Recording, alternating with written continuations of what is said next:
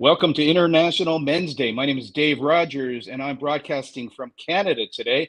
And we have an international crew that will be sharing their major tips for resiliency, for exploring the ups and downs of men and boys' life and times, sharing personal stories that will go through the vulnerabilities, the shame, the embarrassment, yet coming out the other side with perhaps new awareness, shifting tragic to magic, avoiding trauma to drama, and being able to serve, to connect, and make a difference in people's life.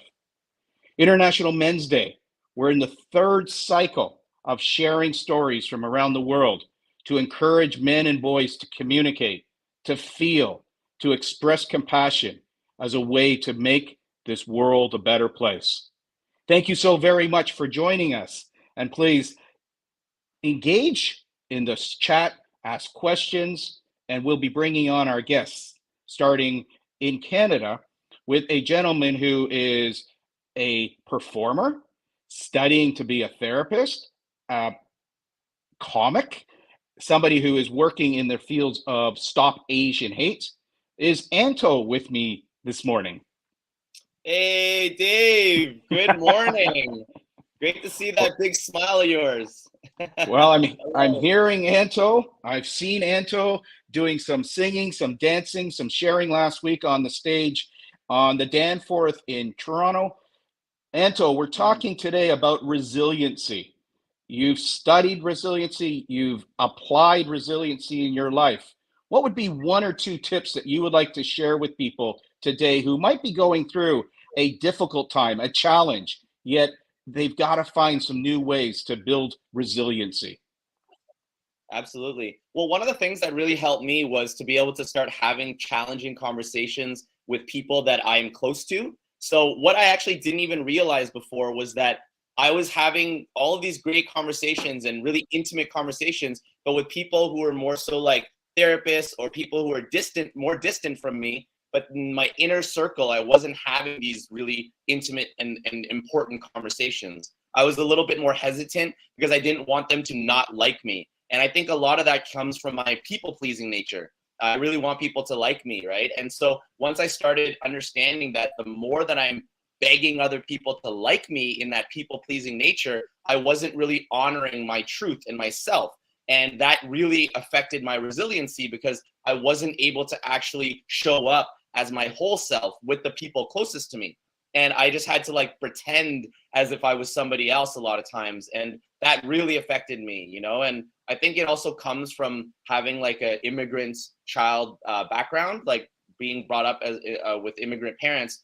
A lot of times we weren't asked to be ourselves. It was actually a negative thing to be ourselves. And me being able to actually be my whole self now has added such a strength to my resiliency. Whenever something comes up, I can show up as my whole self and not have to like figure out what parts of myself can I bring or not. And that has really helped me feel as if I can conquer anything, any situation or anything that has arrived on my doorstep in the last couple of years. I felt such a strength to that because I know that I can handle it. I know that I can have the resources around me because I was able to ask myself, what do I need in this exact moment? So yeah, that's really been a biggest superpower of mine, even of sorts, is like being able to find that center where I can show up as my whole self.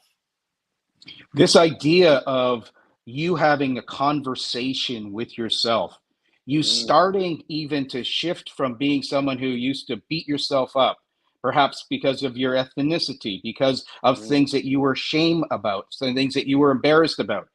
What was the approach that you took from starting to like and even love yourself from perhaps even self-hating, self-despising yourself? Was there a moment, was there a critical moment, a pivot that you remember that you would like to share with our listeners today? Absolutely. So one of the biggest things that happened was I ended up going through quite like a challenging breakup. And when I went through a breakup, I felt like I was actually so not myself because I was not able to, at the end of my relationship, I wasn't able to be honoring my partner and loving my partner the way that I actually wanted to, right? I was seeing what it is that I wanted in my my mind, but my actions and the way in which I was approaching things, I was getting so overwhelmed with my emotion because I didn't really know how to deal with myself in that way.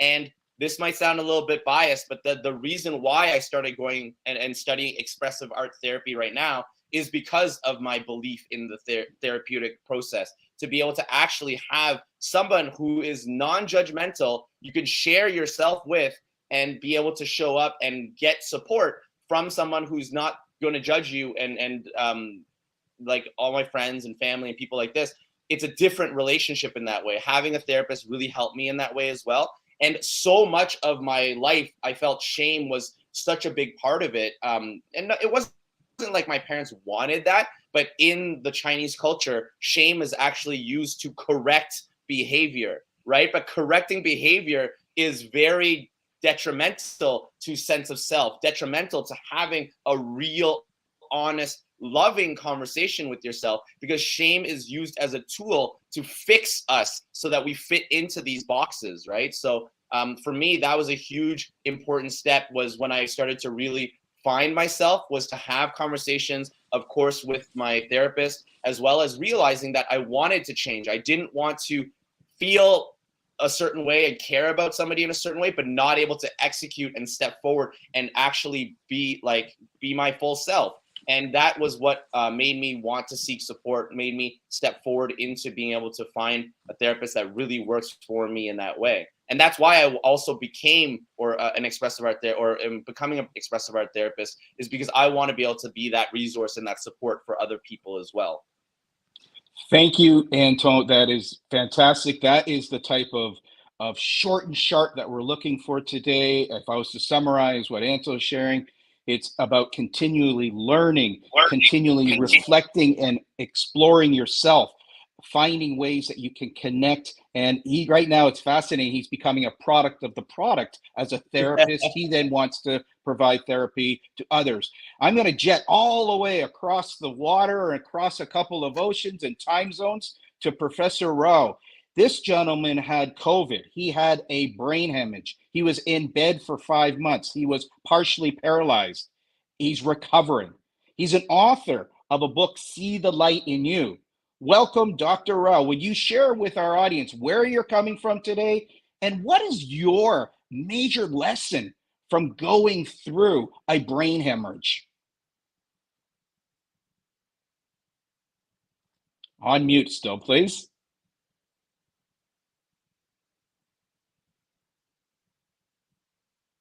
Oh, you're still on mute.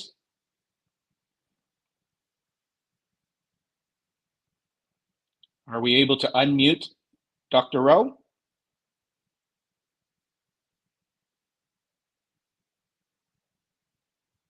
Okay. Can you hear me? There it is. Yes, I can. Thank you. Sorry. Now, yeah. Tell me, what's the question? Yeah, it was unmuted. What did you learn from experiencing a brain hemorrhage? So, my goodness, I can't imagine the kind of challenges I underwent. In the year 2021, I had COVID.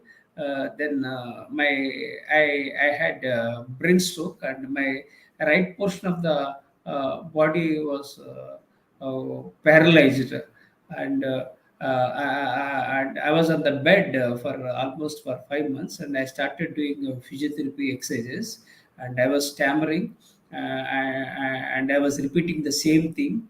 So lots of challenges I underwent. I am 59 years old with lots of challenges, and I was born in a toxic family and grew up into a toxic environment. I have mental challenges, physical challenges, and financial challenges. I'm 59 years old. Despite all the challenges, I bounced back. Precisely, I rose like a phoenix at the brain stroke. How I have survived, it's very simple. It is because of the power of the subconscious mind. That's one thing. Secondly, I am an Indian Air Force veteran. That means a military veteran. So I served in the Indian military for 12 years. So I acquired uh, healthy habits from military. Then and also because of my willpower, I bounced back.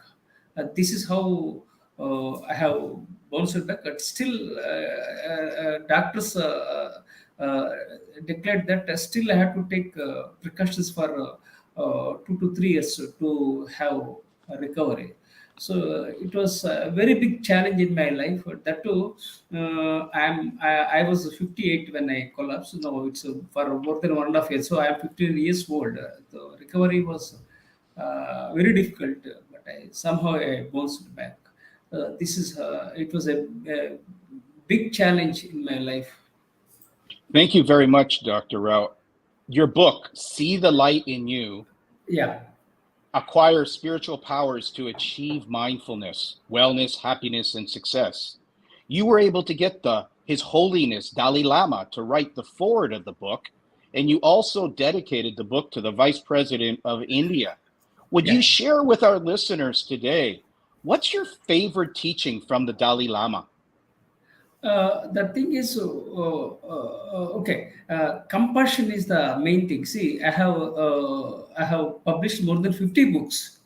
Okay, so within a span of 12 years, I have published 50 books, and the latest book is on this on mindfulness. The title of the book is "See the Light in You," for which the Nobel laureate has written a forward, and I have dedicated to the Vice President of India. So the journey was truly amazing, and this I wrote this book before the pandemic, and I am grateful to His Holiness Dalai Lama for giving me this opportunity, and I sent the manuscript to His Holiness Dalai Lama, and he appreciated. Then he has given a foreword for my book, and if you look at some of my books, I often talk about Martin Luther King, Mother Teresa, Mahatma Gandhi, so and also then His Holiness Dalai Lama. So some of the leaders I often refer in my books, and I speak about these all leaders. So I get inspired by such kind of leaders. Even I admire Nelson Mandela. So likewise, I got inspired by various leaders across the world. And let me add one more thing. Abraham Lincoln has been my inspiration since my childhood. So my profile is very unique. Why? Because I was a college dropout, and my parents could not provide education, and I never studied in the colleges. I joined military when I was 18. Then I acquired qualifications through private education. That means I used to go to libraries, far distant places, and I used to acquire knowledge because I'm passionate about education and learning, and I want to make a difference in the lives of others. That's So, my ultimate goal in my life.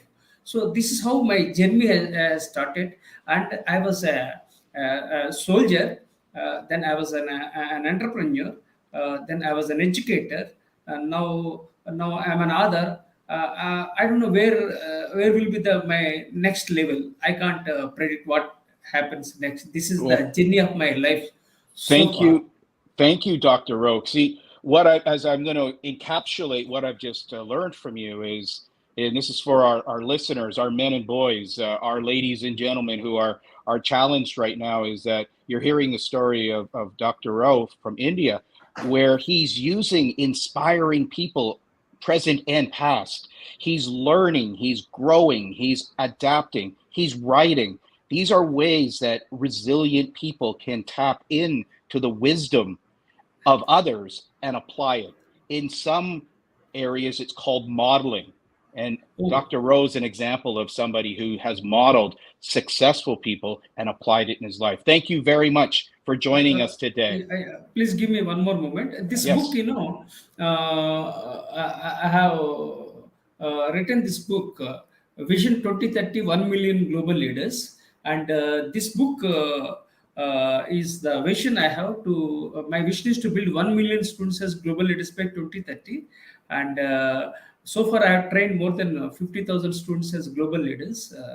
It's a non-profit initiative, and Dr. Kiran Bedi, the first woman IPS officer, has written a foreword for this book, and that's the uniqueness. Second thing is, I have dedicated this book to former President of India, Dr. APJ Abdul Kalam, because I admire him a lot. Thank you very much, Dr. Rao. And another thing I want to pick up for our listeners today, and even all of our panelists, is that we can learn what he has done very effectively. He's reached out to the giants. And the beautiful thing is he is standing on the shoulders of giants, and that has caused and created amplification or branding. And something that if you're going to grow your business, branding is such a key component. Thank you, thank you, thank you for sharing. And I'm going to be shifting to another part of the world, actually one of the places that I've enjoyed so much. But let's go over to Mr. Brian Kennedy. And Brian, actually, when I read his profile, he has survived 7 bank robberies in his banking career. He suffered mental exhaustion of working 84 hours a week. And then in 2010, he reevaluated his life and became a marathoner and an ultra marathoner. And in our pre-discussion, he's also sounding like he's going to be going through a new change. Welcome, Brian Kennedy. And where are you from today? And what has been your strategy for resiliency? Thanks, Dave. I'm here from a kind of sunny Dublin, nearly 3:30 here in the afternoon. Thanks for the introduction. Yes, I've been through a lot. Like Anton said in his talk, our early educators taught us shame. As men in a class, they taught us shame. They didn't realize it.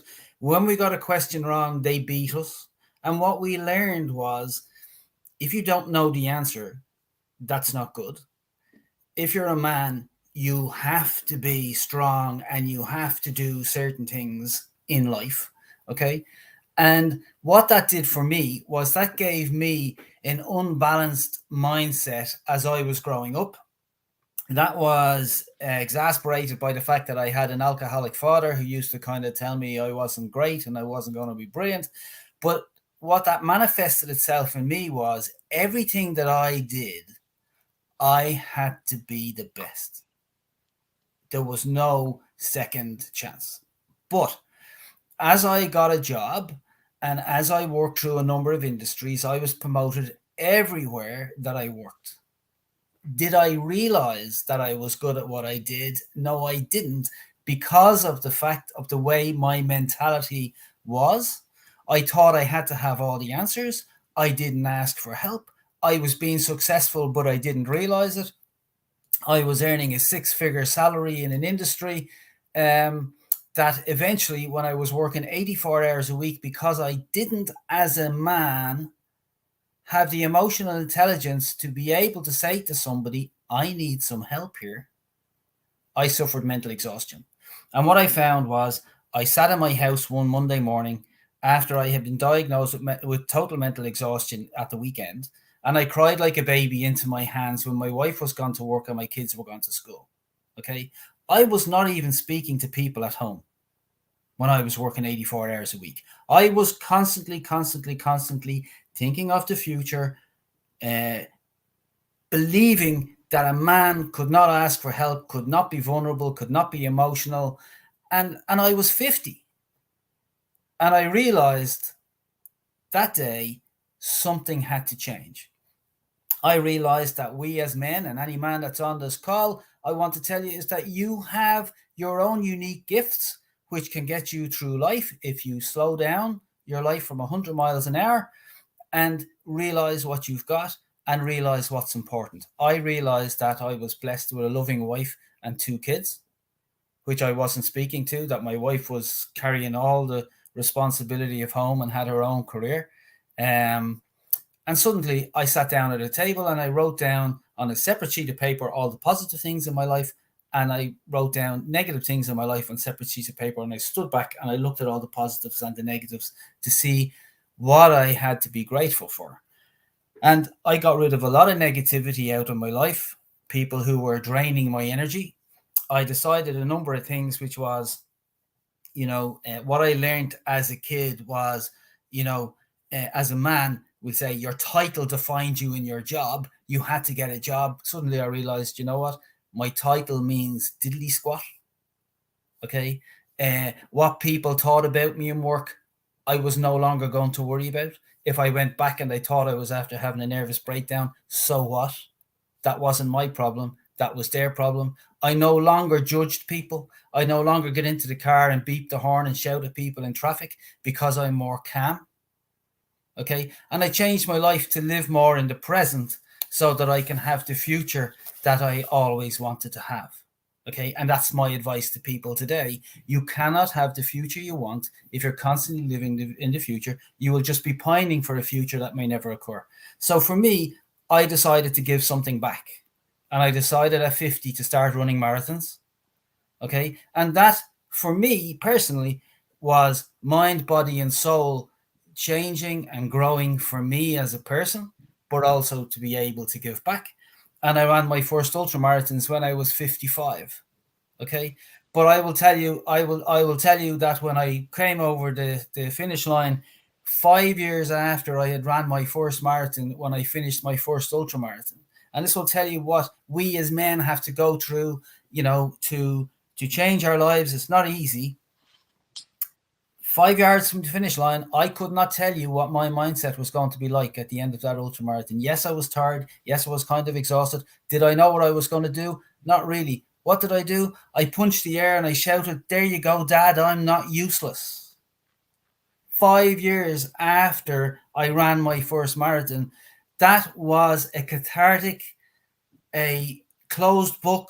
I was able to close the chapter, believe that my father loved me, that I no longer was going to take any crap from people, that I understood who I was, I understood what my values were, I understood what I was going to do with my life going forward, and I have dedicated my life since 2010 to mentor men in particular, to understand that they are good enough, that they can achieve what they want to achieve in life, but they have to slow down and they have to understand that that voice that they have in their head, that they allow themselves to say to themselves that they would never say to anybody else. My voice in my head is called Cedric, and I manage Cedric.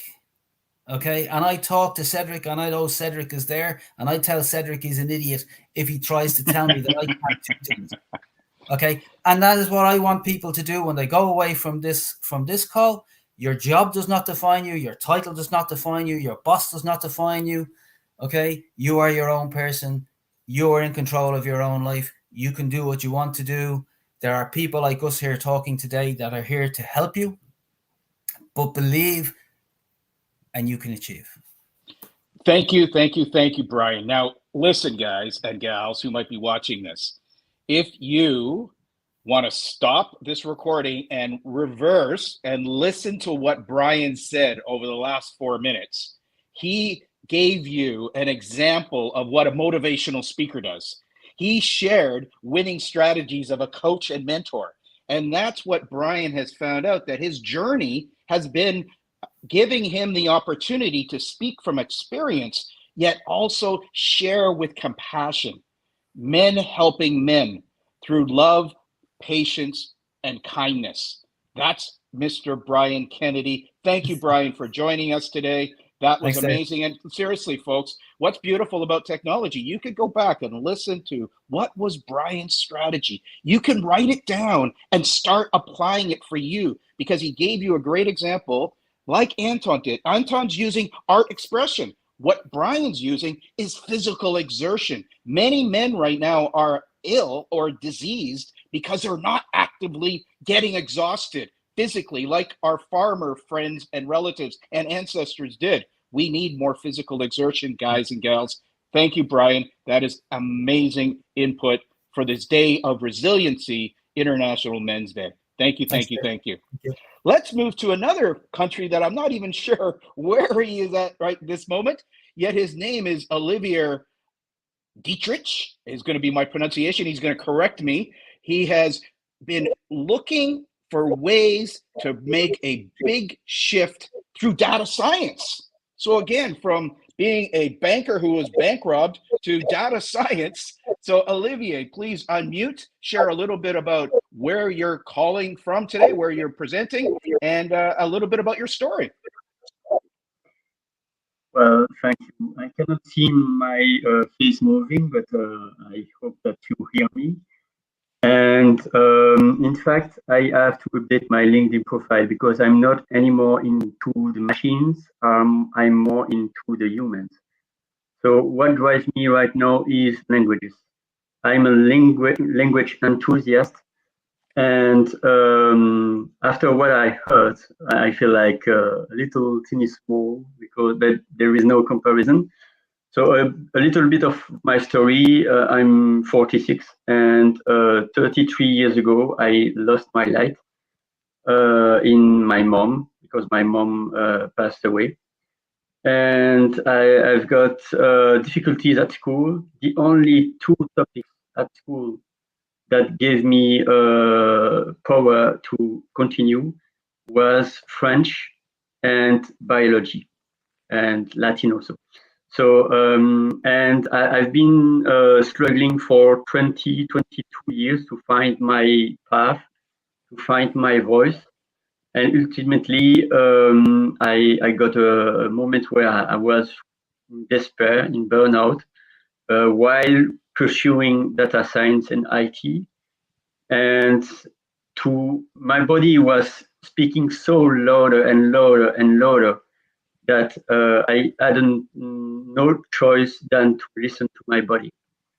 And still, I'm not completely feeling in my body, but in a scale of 0 to 100%, I think 6 years ago it would have been 20%, and now it's probably 50 or 55%. So I'm really amazed about Brian Share, and it's about feeling our body, and that's why I'm really in admiration. I was working a lot these last 2 or 3 years, mainly in the forest to connect to myself. And so about resiliency, I think our body is amazing because our body and our mind is having a lot of protections. Yet after you don't need these protections, they are still running. So that's really a challenge that when you face moments of great despair, these protections are making you alive, but then they are blocking you in your path. And I feel like I've spent probably 30, 40 years in my life to cope. And now, since 3 to 6 years, I'm trying to be me. And so, which is I'm not so much into being a man because I have to change my narrative. Because for me, the man, from society perspective, is not anymore driving me. I'm more like a soul in a vehicle, and which why I'm really curious also to explore the non-binary things, because I'm sure there is not only two genre like man and woman. There is a spectrum of different personalities, and it's when I go outside of the road of the mainstream of the society of the oh, you look like a man, you look like a woman. When I take my own path, when there is no footstep imprinted, then I can really define myself and finding another name than being a man. And which is for me, I'm more like a human. And the last message I will say is to listen to your inner voice and to not let the external set your own limitations, because we are unlimited, we are abundant, we are quantum, and the society is binary. Either you are with or against. And it's not like black and white. There is a shades of grays, and there are also multiple colors. So it's to explore your inner abundance, then you have to listen to your inner voice and to get rid of the society, the news, the media voice. And this is the most difficult because it means that you have to connect with your own body, with your own feelings, and not anymore to place your feelings under the carpet. So that's it from me. Olivier, that was fantastic. As you're sharing, I came up with one of the books that really resonated with me, the Road Less Traveled, that you are on a road of Olivier, and you're expressing it. You're engaging with nature. And again, for some of our men and boys out there who don't know what to do, I'm inviting you to go visit nature, go and walk in nature, go connect with nature. And then you're talking, Olivier, also about you're willing to be a energy body in a, some people call it a meat suit. And so you're exploring your quantum. And so there's a great book called Tao Science by Dr. Rulin and Dr. Shah that might be this beautiful book that you might explore, that allows people to have a new relationship with quantum and actually apply it. And I have a feeling that might be also the journey you're on, is to have conversations with people about quantum, about energy, about vibration, about physics, and then apply it to be that soul being that perhaps we're all meant to be. Olivier, thank you so much. And so you're speaking from France today, or which part of the world are you in? I am speaking from Belgium. Belgium. Thank you so very much.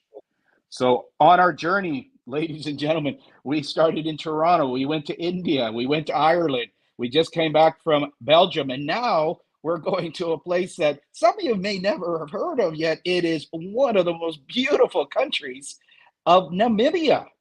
And I am going to ask Mr. Charles to please unmute and to share a little bit about the White Ribbon Campaign in Namibia. Wonderful. Thank you, Brian. And welcome everyone and good morning. Yes, as you heard, I'm Charles Simakumba, the co-founder of the White Ribbon Campaign Namibia. The White Ribbon Campaign Namibia is an organization or an NGO, non-governmental organization that is working with men and boys to campaign, to speak out, and to stop all forms of violence against women and children through education, where we do some education in our schools and our communities, through discussions where we discuss about manhood or masculinity with men. Last year, where we also take actions, where we encourage men to stand up with women, also to be allies together. As the country which have seen so many high rate of violence in Namibia here, we said, well, men must have a voice. So we came up with this idea of trying to say, why can't we bring men on board? Because men have daughters, because men have sisters, because men have aunts, and men have their mothers as well. So they need to be part and parcel in the fight against gender-based violence. And we go to school and we sensitize young men and boys as well to refrain from gender-based violence and to begin to look women in their eyes, not as sex objects, but as human beings just like them. That's what we are doing in the White Ribbon Campaign Namibia. So we came up some platforms. There are a lot of boys now, they're voicing up, they're talking about these issues about violence. They are more concerned about their daughters. They're more concerned about their sisters. So it is a platform for where men are coming and we talk about our problems that is affecting us, such as we are taught in our cultures that say men should not cry, men should be tough, men should be louder, and men should be aggressive, even to an extent of destroying themselves. So with this platform, the White Ribbon Campaign Namibia, it's a platform where we as men, we come together and we lean on each other's shoulder and say, look here, you don't have to kill yourself or to beat yourself around or to do harmful things. We can talk things around us as men together, you see. So that's a platform where we bring men together and to have voice and to vent our anger together and share our experience and share our problems and share our expectations, our needs.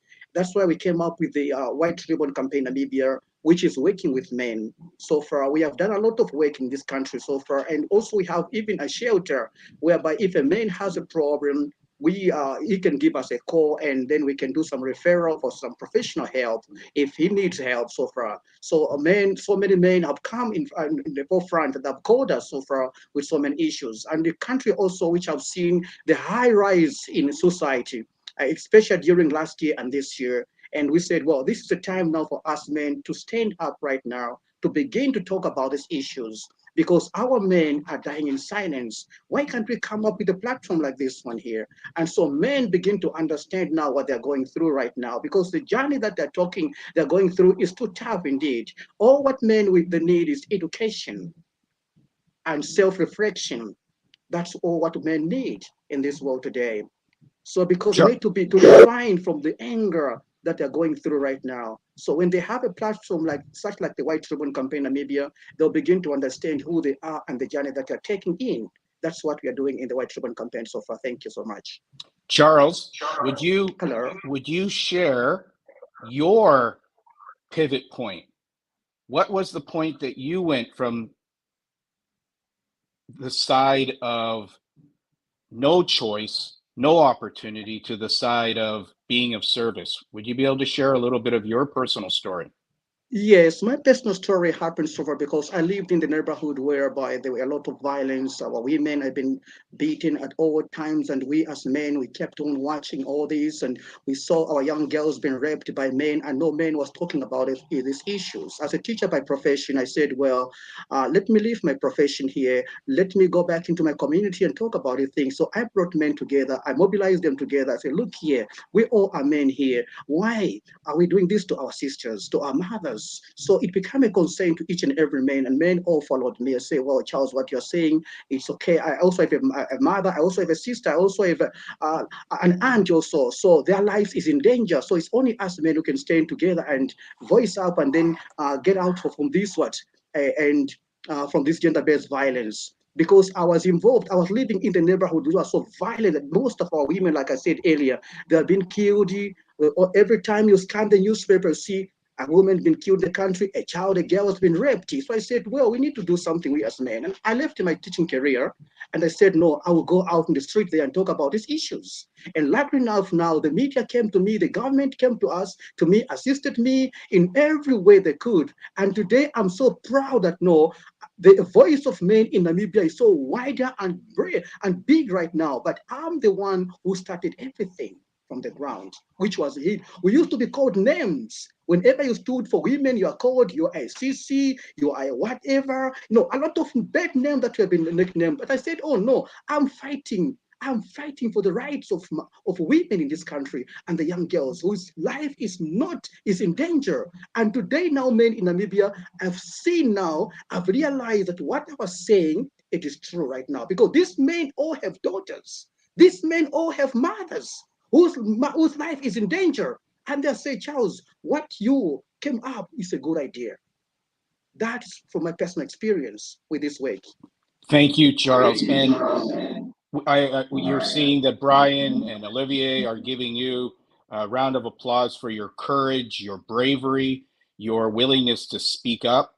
I guess as we reflect on some of the darkest sides of male toxicity and violence and abuse, it's what would be one tip that you would have today for a man who is just so angry that their only feeling they can do is to go out and beat or abuse or rape other people?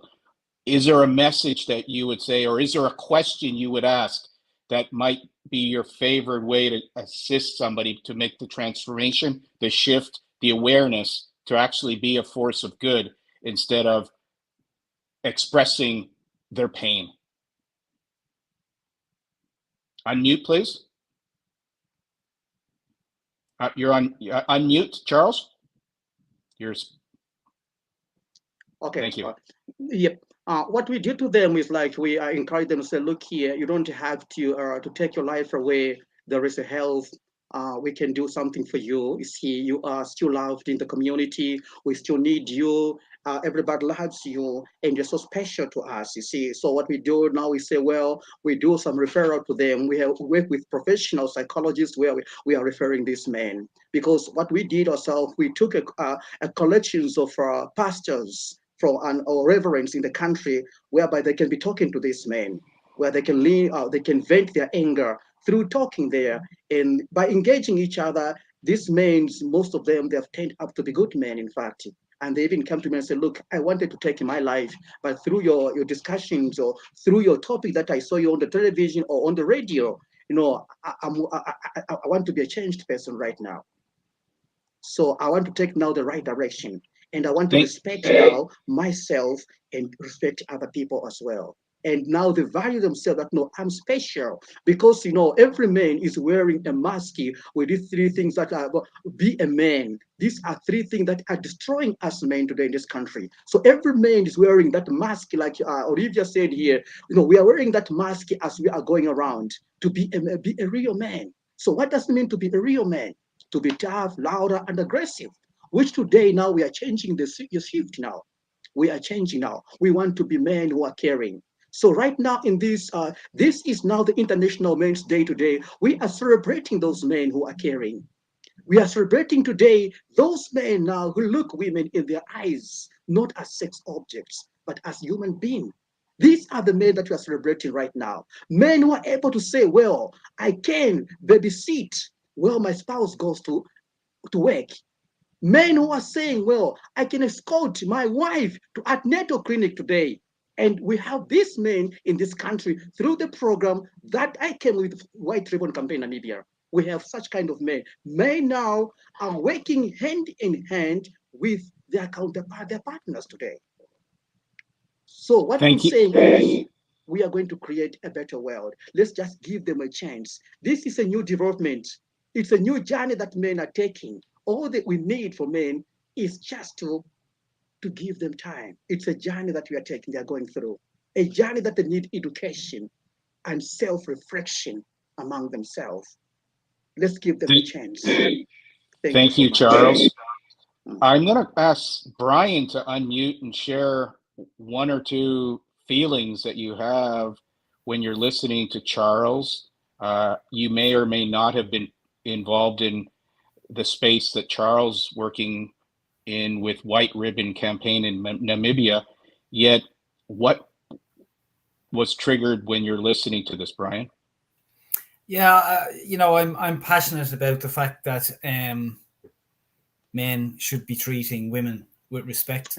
I was brought up, you know, lucky enough to have my mother till she was 91 before she passed away. But from the time that I was, you know, long enough to remember, men were never better than women. I never ever sat outside an office waiting to do an interview thinking that I was more superior to get the job than a woman, ever. Okay. And I always treated women with respect. And I tried to instill that in my son. And thank God I didn't have to, because they see the way we treat women, and therefore our sons and our daughters see the respect that they get. So kids do what they see, and therefore we're able to get that message across. Okay. I think that was powerful, Charles. It really resonated with me, because I was sitting here kind of going, you know, that's the message that my mother gave me. And why do we have to kind of get that message across to men? What is so wrong with some of us that they think it's okay to be violent against women? What is wrong with us that we think that's okay? That's never okay, regardless of the situation, the provocation, whatever it is never okay. But look, it starts with us as men being more in the present, being more in tune with, you know, our self-awareness, our emotional intelligence, to be able to change and to be more aware. That's kind of where it starts, really. And then, you know, teach people, to show them the way, and, as you say, coach people, counsel them around what they've done and why it's wrong. And then, you know, most people will get it, some people won't, but Powerful. Thank you, Charles. I wish you every success in what you're doing, because it's obviously not easy to be the leader in such an organization where people will call you a sissy or a pussy or whatever it might be. But it's great that you have more people coming around, and they will be in the minority in the future, please God. Thank you, Brian. And I'm going to ask Professor Rao to unmute and share what brewed up for him while listening to Charles, while listening to Olivier, to share one or two more points, Professor, about what emotions were flowing for you. Yeah, it was a very challenging time and tough times for me, but somehow I survived. Really, I can't. I never expected that I would get into this kind of issues because of COVID, and it was nothing but this is a post-COVID activity that led to this brain stroke, and I never believed, because I can't imagine why. Because I led my life in a disciplined manner, because I am a military veteran and very systematic. I wake up morning 4 o'clock and night 10 o'clock. I sleep. Throughout the day, I work very hard, but I don't know why this brain stroke has occurred, and I had lots of challenges. But I'm happy that somehow I've come out of it. It's all because of the positive psychology and the power of subconscious mind. This is what I can say. Thank you. Actually, moving from psychology to psychotherapy to being an author, a musician, a sports performer, an entrepreneur, somebody who's written a book on abuse, has had various experiences with suicide, depression. Deb Maybury, welcome to International Men's Day. Thank you so much for joining us. Would you share one or two or three of your approaches to nurture resiliency? The topic. First of all, I want to acknowledge Men's Day, International Men's Day, and I've been listening to some of the gentlemen here today, and I want to say I send out an honoring and a blessing to you all. We all encounter so many challenges in our life, and it sort of creates the landscape and the environment that we grow from. And unfortunately, sometimes people are hurt when they're young, men and girls, when they're very young, boys and girls, and that creates this environment. And then we bleed on other people when we're older if we don't take care of that healing and that hurt. So in terms of resiliency, resiliency is, everybody has it naturally, and it's a movement through adversity. Some people have it naturally. It's the Chinese saying, right? Seven times down, 8 times up. But in real life, sometimes that's not so easy. So there's a few things in terms of resiliency. I call them my W's. It's going to seem really simplified, but when things are difficult, we have to work on our life energy, our prana, our chi, however you want to call that. There are some really basic things, really simplified here, okay, that a person can do to build resiliency. The first one is worship thyself. When you wake up in the morning, hand on the heart, 3 deep breaths, 3 gratitudes, 3 intentions on the day. Whatever time I get with Dave today is going to be wonderful. Stand up, take those deep breaths in and out. Whatever you appreciate in your life, really send gratitude. Stretch your body. Drink water. I work with a lot of clients that don't realize the importance of actually lubricating our bodies.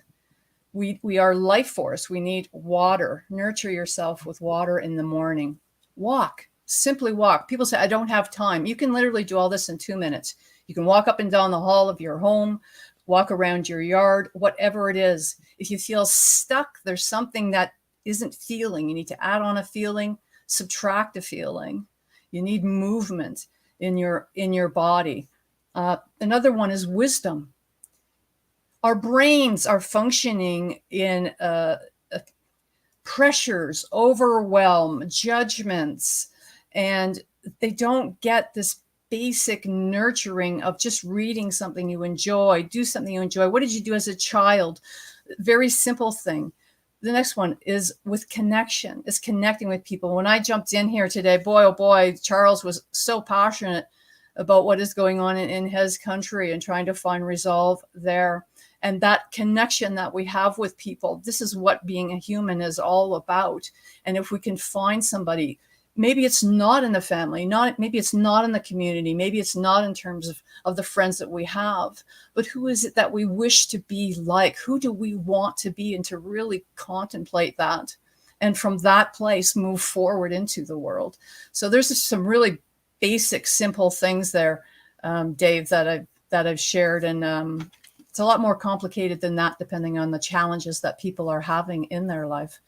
But it's a start to put your hand on your heart. I'm not hearing you, Dave. You're muted. It's a fantastic start, Deb. The simplicity is the wisdom, the practical daily experiences to develop resilience. And so you nailed it. Thank you so very much. I really appreciate it. You're welcome. If there was a flip toward your presentation there, which is coming from Canada. And as some of you know, we went to Namibia, we've been in Belgium, Ireland, India today. Now, I believe we're going to go to another country, and that's Francesco Cecon. He's the head of programming for Global Boys Initiatives. And his key areas of expertise is in child protection in emergencies. Francesco, could you please unmute and share a little bit about where you're speaking from today, and perhaps a biggest challenge that you're having with child protection? Hi, Dave. Thank you. Can you hear me? Yes. Okay, good. Sorry about before. I just came back. I'm speaking from Spain. My name is Francesco, and I actually just came back from Namibia. And I'm sorry that we couldn't meet Charles in person, because I found your presentation very, very interesting. And also wanted to thank everyone for sharing their stories. It was very inspiring to me. I'm just going to be very brief. I just wanted to share about our work at ECPAT International, where we do have a global program that is called the Global Boys Initiative, that looks at boys survivors of sexual abuse and exploitation. So this discussion for me is very timely and very interesting, and I'm very happy to be in touch with you all. The Global Boys Initiative, I really just want to use this platform to connect and to be able to raise awareness on what we're doing. And please feel free to reach out to me if you have more questions or if you want to read our research. The Global Boys Initiative really looks at how boys are affected by questions of sexual abuse and exploitation, and that means offline but also online. And what are the issues that prevent boys from seeking out help? Because of everything you already said, we will grow up with boys don't cry, boys don't show weakness, boy have to be stoic. So we conducted a lot of research globally, and also in 10 countries, on how gender norms affect the capacity of boys to seek out help, but also to be believed by their families, communities, and service providers. And what we saw is that, everyone, and this is true across different realities in Africa, Asia, Europe, America, the fact that, we don't even perceive boys as being at risk of sexual abuse and exploitation, and that makes them go very undetected. And at the moment of seeking out help, boys struggle because they're afraid of shame, stigma, discrimination, and everything you already said of also, being associated with weakness or with homosexuality in some cases. And what we found out through the research is that all of these challenges are not addressed currently by programs. So it was interesting to me also to listen to your presentation, or as I travel to countries, to see that development and humanitarian programs are very much oriented towards involving men and boys in the fight against gender-based violence against women and girls, rightly so. But what we're seeing is that boys are completely left out, to see how also questions of gender norms and ideas of masculinity affect them. And we're creating again another imbalance now. And we see that boys then are not taken into account by anyone, and that means through research, awareness raising activities, advocacy, but also programming. So right now, and just to conclude, what we're doing at the Global Voice Initiative is really that we're trying to work with practitioners and survey providers across the globe to understand what kind of practice and what kind of approaches are promising or good in working with boys, because the expertise at the global level is very limited. And at TechPath International, we really want to develop guidance and principles and tools to how to work effectively with boys with a gender-sensitive approach. So I know I don't have much time, so I just wanted to say that I'll be happy to share more information on the Global Voice Initiative and invite you all to reach out if you are also interested in being involved in the discussion, and if you know of promising practices in working with boys who have been through sexual abuse and exploitation in your respective countries. And thank you again for the invitation. Francesco, thank you very much. And it is definitely a topic that Deb Maybury has a lot of experience with. She wrote a book on it. The foreword on her book was written by Gabor Mate, and she is also somebody who reached out to some men who worked with her in sexual abuse and processing it. Deb, when you hear what Francesco is saying, is there a comment or a approach that you found that worked well? That I believe a bridge has been made. I think it's a divine bridge that's been made as you both just came on in the last few minutes, and that's what this beautiful circle of hope is about. International Men's Day, where we're sharing some of the most vulnerable, most touching taboos and topics that aren't necessarily spoken very readily or freely, and it's really special that Deb and Francisco have been now connected, and we've got Charles in Namibia, and we've got everyone here in between that can make a difference. Deb, what was your first pop when you heard a little bit of what Francisco was saying? Well, I had turned off my camera, and I thought, oh, am I going to stick around? And then he started talking. I'm like, oh, I should have left on the camera. Thank you for the work that you do is the first thing that comes to mind. So check out thegatehouse.org here in Toronto. I've been working with men that have been sexually violated for 10 years as a volunteer. And it was actually one of the reasons why I went back to school to become a formal psychotherapist. Work with a lot of men. There are a lot of similarities when a child's been sexually violated between male and females, but there are some real distinctions. With a woman, it's almost expected, however horrifying that is, that she will encounter something in her life. And then there's a lot of hope, like there's so much hope, but so much avenues for getting support in the communities, online, everywhere. And yet when it's a man, you know, there's a lot less support in communities. Where does he go? And first of all, he has to get over that shame or that guilt. I should have done something. I should have fought back. I should have ran. I should have told. How could this ever happen to me? I'm so ashamed. No woman will ever love me if she finds out. All of these things that a man encounters that are more unique to a man. A woman does it too, but it's just different for a man. So it's so important. The first thing is to know that they're not alone and to try to open up that narrative. And once one person starts to share, one man starts to share with another man, then it opens up a doorway for sharing and to heal that brokenness that's inside. So thank you so much for the work that you're doing. It is so necessary.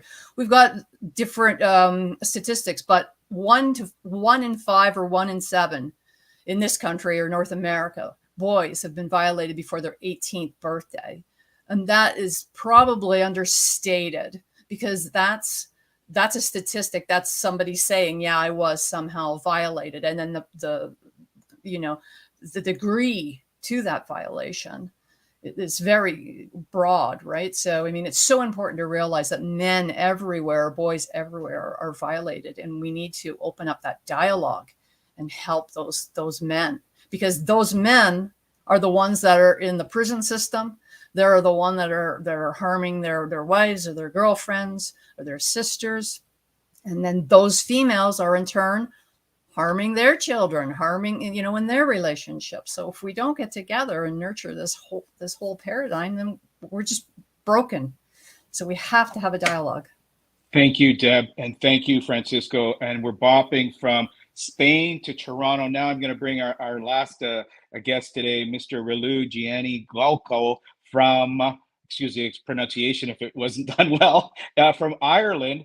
And this gentleman, leadership, executive coaching, multiple Irish bodybuilding champion. And so my question when I did my research is, what has bodybuilding taught you about self-esteem, self-confidence, and perseverance? Welcome, Relu. Thank you very much. Thank you for having me today.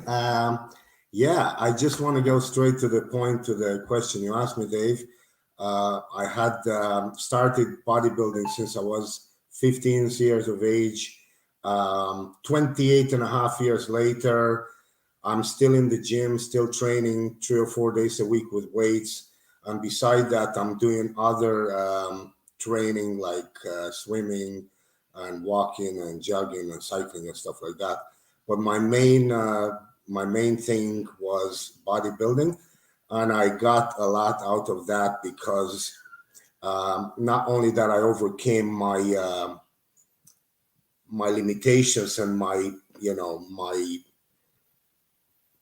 the things where I came from, wasn't a great. I'm originally from Romania, so I just came to Ireland when I was 21, and I've been competing here for about 21 years in Ireland.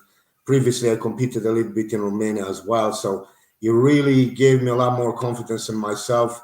And not only that I helped myself in the way, but I also inspired a lot of other people here in Ireland, because bodybuilding was quite small when I arrived here. There were only like 20 people competing in a show, and they held only this one annual show. Now they have about 6-7 different bodybuilding shows, and there are over 100 competitors competing in each one of them. So it really helped with my confidence and self-esteem and self-worth. And beside that, it gave me a platform to continue with my personal development. And for the last 5 years, I've been really involved in personal development, and I got my diploma in personal leadership and executive coaching. I've been coaching fitness and bodybuilding individuals for weight loss, muscle gain, and competition for the last 17 years.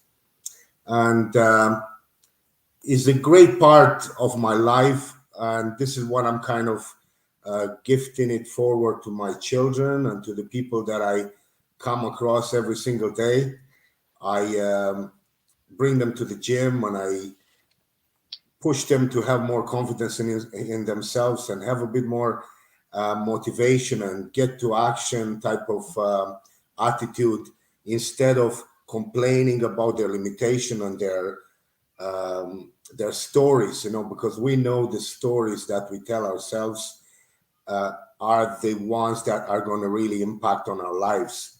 And if we don't have a powerful story behind us, we can come up with one. Even like Deb said, if a lot of these children or teenagers or young men have been in situations in their life where they were abused and traumatized and violated, now they can use that as a sort of meaning to push them and propel them forward in life, to work on themselves and to improve themselves and to overcome that story and that limitations, and to be going forward as a role model and an example for other people who are probably experiencing the same. Relu, that is a absolutely wonderful way to bring our session to a formal close. It's fantastic to hear the physiology and the physicality that Brian also shared in his presentation, that sometimes we need to get out. Like Deb said too, that walking is a start, yet going to the gym, getting your body, your endorphins rocking and rolling in a positive way is just such a needed thing for men, particularly in boys, especially when they're going through various changes in their life. So thank you for bringing that component into the talk today. It's been fantastic to to hear your story, as we heard from Anton, the immigrant story, and the associated challenges that there might be with that in dealing with self-esteem and self-confidence and finding something. He's found art, comedy, and art expression. You found bodybuilding, coaching, and leadership. Brian's found running and mentoring and coaching. Professor Rao found writing and overcoming challenges, physical challenges. He reaches out to top people in the world to be the forwards of his books, which takes a certain bravery and courage. Charles going into some of the most difficult situations where people are raging and they have anger and they want to kill because they're dying inside. And that's often a reaching out for some type of connection. Olivier with this idea of sharing there's more than just this physicality to me. There was more in understanding about male and female and other types of non-binary. That is something that is a conversation that Voice of Men 360 will be continually having. And I'm inviting all of you to come back and be on one of the shows, the Author Series, or my program's called Unspoken Tears, which is about talking about those topics that often men don't want to talk about. Deb has been a guest on it a number of times. And it's something that we're really passionate about. And it's just not today in celebrating International Men's Day. It's ongoing because, as many of us know, is that many of the men who are suffering in their cave are sometimes hard to reach because they're not necessarily interested to get help because they don't think they need help until help becomes part of their energy field. I've got a number of appreciation awards. Sorry, excuse me, Dave. Yes. There's just one more person, if you can quickly bring him, Anirban. Sorry? There's one more person. Anirban? Can you hear us? Anirban?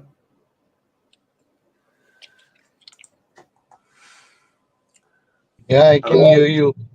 Yeah.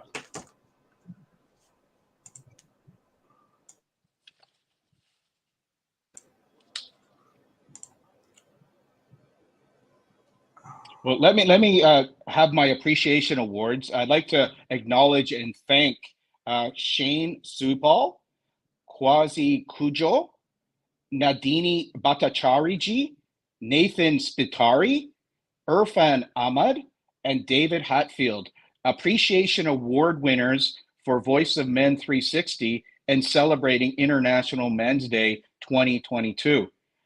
And if I have the opportunity to say thank you to each of our panelists today, I really want to say thank you. I really appreciate your wisdom, your experiences, and I am hoping that we'll have an opportunity. I have a feeling there's already going to be some connections here that are definitely going to flow. Francesco with Charles, Francesco with Deb, Brian with Relu, Olivier with probably everyone on the panel right now, given where your journey is in quantum and quantum physics. Are we able to get MRA Aniban to unmute and to share one or two tips about where you're speaking from today? And also, what is your secret to resiliency? Hi, everyone. Well, I'm driving, so I can just turn off my video. But while I'm driving, we were at an event. My name is Anirban Sinha. MRA means Men's Rights Activist. And I belong to India, and I represent an organization called All Bengal Men's Forum. And we have been fighting for the men's rights and boy child for the last 5 years. And have been observing International Men's Day this year from 13th till 19th of November. That's today. And precisely, we had a flag hoisting being done today, which had International Men's Day written on it. And it's still there. And we had a lot of people coming up and supporting the event of the flag hoist being hoisted, because this is the first time kind of like we have an International Men's Day flag being hoisted in a country. And we basically fight for the entire empowerment of men, not only legal, but on all aspects, wherein depression, suicides, drugs, child labor, wherein we have boys, and health issues, wherein juvenile diabetes, and we also work for the sexual abuses and false cases. And as I'm not aware whether you all know, but Shivam is there. Shivam is a part of the same. We celebrated and rather observed yesterday, 18th of November, as International Day of Elimination of Violence Against Men. It's from Davia, and we have 30 countries, and we have 65 organizations who represented these 30 countries and have observed yesterday the elimination of violence against men. So that's all for today. It was great being in this particular platform, and thanks a lot to Shivam for the opportunity. I really appreciate that, and thank you so much to everyone. It's really a pleasure and honor to know each and every one of you. Thank you so much. Happy International Men's Day, and long live the revolution. Thank you so much. I appreciate you taking the time from your car and sharing a message. And again, I'm inviting everybody to go onto the stream on Facebook. Please put your details in if you would like. It would be a great opportunity for the cross connection and the opportunity to potentially move from today, where we're being a voice of Men 360 on International Men's Day, yet this is like the seeding of an opportunity for a month from now, a year from now. And so I'm really looking forward to some of those opportunities to see what might unfold from some of the connections that have been made from today. I actually have one little last thing I do. I know we've gone a little over time. I apologize to anybody who finds being on time is very, very, very important, which I do. Yet I'd like to go around the room and just ask you one word to summarize sort of how you're feeling right now. And I'm just curious, and that's one of the things that I've absolutely loved about being a coach and a mentor also, is bringing a sense of curiosity. And I have no idea what you might be feeling right now, yet I am curious. And if it was to start off with Brian, because I guess I feel like asking Brian. One word, please. Empowered. Thank you. Professor. Can I just say simply because of the fact I can see what everybody's doing worldwide. It's not just in Ireland. Thank you. Professor Rao, one word, please. How are you feeling? Everything is possible in this world. Never ever give up. With gratitude. Thank you. Charles.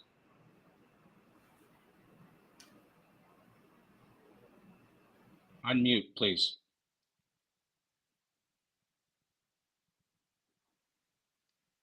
The feeling I'm feeling is that I feel love and equality and respect for man, for all. Thank you, Charles. Francesco. Sorry, can you hear me? Sorry, I'm having so many struggles with this link. I feel very, very inspired, and I am, as you said, I really hope that this will continue the conversation and strengthen these connections we made today. Thank you. Thank you. Thank you. Deb? Inspired, honored to be here. Thank you, Deb. Relu? I'm feeling excited and motivated, being part of this group that just welcomed me in. I just got so many ideas in my head. I'm bursting with energy now to continue doing what I'm doing, but I'm also inspired by the work you're doing here on this platform. And I will connect with each and one of you individually on LinkedIn and Facebook. I just wanted to continue what you were saying in the not in the beginning, because I came on the platform a little bit later. So what Dave and Deb said, if we can take this negative energy from these children or this man who suffered before and take this bad negative energy and transform it into something positive, giving them, these people, a vision and a work, some homework to do. Each one and every one of them will be empowered to take on this workload and make it into something positive that will affect thousands and hundreds of thousands of people, probably just like I was able to inspire hundreds of thousands here in Ireland with my bodybuilding competitions. The same way, each and every one of them, if they put a bit of work in, I'm pretty sure it will affect in many domains of life, you know? Absolutely. Thank you so much, Relu. You're absolutely spot on, my dear friend. We become a product of the product, and it can be so incredible on what one word, one hug, one inspiration can do. So let's go to Olivier for a final feeling or thought that you'd like to share, Olivier. Embodied with my body and with the 8 billion body that lives right now in this planet. Thank you so much, gentlemen, lady, everyone who was listening and watching today. I'm going to share my last word, and it's love. And I just love what you've shared today. And there's the teardrop is starting to well up a little bit. And I'm reminded that every teardrop is like a raindrop into the oceans of healing. And I'd like to thank everybody that Voice of Men 360 celebrating or sharing about International Men's Day. And may your journey continue to serve and be a beacon of love, peace, and harmony. Thank you very much, everybody.